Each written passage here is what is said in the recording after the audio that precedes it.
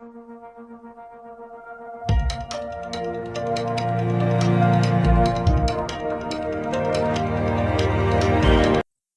Everyone, आपका स्वागत है हमारे YouTube channel the learning loop online education platform पर। पिछली क्लास में हमने जो करे थे सीलिंग फैन जो है उसके पार्ट्सों को थ्योरेटिकल डिस्कस किया था। आज अपन उनके पार्ट्सों को प्रैक्टिकल के रूप में देखने वाले हैं, मतलब भी वो कैसे दिखते हैं और किस तरीके से कार्य करते हैं वो आज मैं आपको बताने वाला हूँ। सबसे पहला जो पार्ट होता है, ये जो दोनों पार्ट होते हैं ये आपके क्या होते हैं, एंड प्लेट होती है। एंड प्लेट जो रहती हैं, एक आपका क्या है निचले सिरे पर लगता है और एक आपका क्या है सबसे ऊपरी सिरे पर लगता है। तो ये आपकी क्या होती है, एंड प्लेट होती है। और ये मुख्यतः आपकी क्या रहती है भैया, कॉस्ट आयरन से बनी रहती है। कॉस्ट आयरन मतलब कि ढलवा लोहा।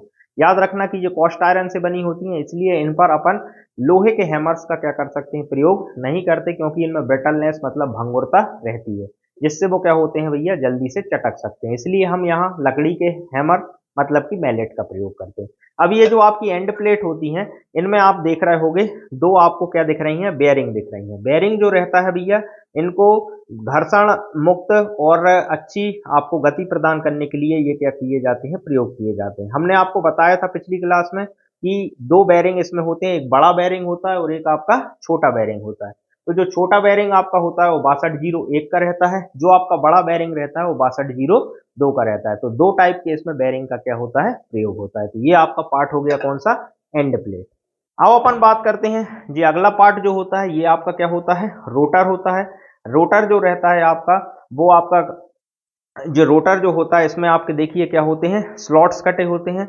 और ये स्लॉट्स जो कटे रहते हैं, इसी के कारण क्या होता है भैया, चुंबकीय क्षेत्र जो होता है उसमें फ्लक्स को क्या करा जाता है, काटा जाता है, और जिससे टॉर्क क्या किया जाता है, उत्पन्न किया जाता है। और याद रखना ये रोटर जो रहता है वो आपका कौन सा होता है, घूमने वाला भाग होता है।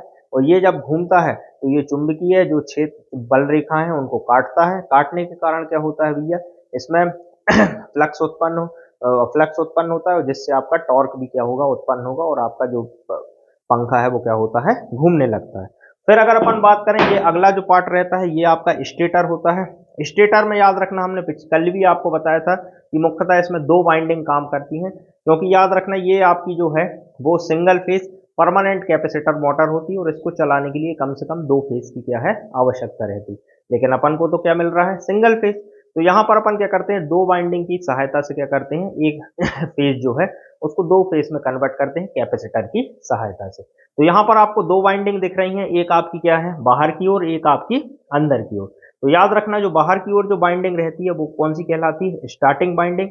और जो अंदर मतलब गहराई में स्थापित की जाती है, ये आपकी कौन सी होती है, रनिंग बाइंडिंग। मतलब आपका जो पंखा है वो स्टार्ट होता है किससे, आपकी बाहर की बाइंडिंग से, और जैसे ही अपनी जो मोटर है वो पूर्ण गति प्राप्त कर लेती है तो वो क्या होता है भैया, शिफ्ट किस पे हो जाता है, रनिंग बाइंडिंग पे। और ये लगातार क्या होता है आपका, इसी पर कार्य करता रहता है। ये जो आपकी होती है ये क्या होती है, आपकी शाफ्ट होती है, और इसी पर आपका जो है स्टेटर स्थापित किया जाता है। ये आपके जो वायर्स होते हैं, इस वायर्स में क्या रहता है भैया, एक वायर आपका कॉमन रहेगा, और दो वायरों की जो सप्लाई है अपन किसको देते हैं, कैपेसिटर को देते हैं। और ये जो आपकी बाइंडिंग है मुख्यतः अपन को कॉपर वायर से करना चाहिए। और ये दोनों जो बाइंडिंग है इसमें नंबर ऑफ जो टर्न रहते हैं उसमें 30-40 का आपको क्या रखना पड़ता है, डिफरेंस रखना पड़ता है, जिससे कि वो अच्छी तरीके से क्या करता है, कार्य करता है। अब अपन बात करें इसके जो स्टेटर की, जो आपका स्टेटर रहता है, ये आपका क्या होता है भैया, पटलित बनाया जाता है। ये आप देख रहे होंगे इसमें बहुत सारी क्या है भैया, पढ़ते हैं। ये पटलित इसलिए बनाया जाता है जिससे कि आपका क्या होता है, इसमें भंवर धारा मतलब कि एडी करंट जो लॉस होता है उसको कम करने के लिए इसको अपन क्या बनाते हैं, इसकी जो कोर है इसको क्या बनाते हैं, पटलित बनाते हैं। तो अब आपको ये पार्ट समझ में आए होंगे। अब आगे की वीडियो के लिए अपन अगली क्लास में मिलते हैं। अभी के लिए धन्यवाद।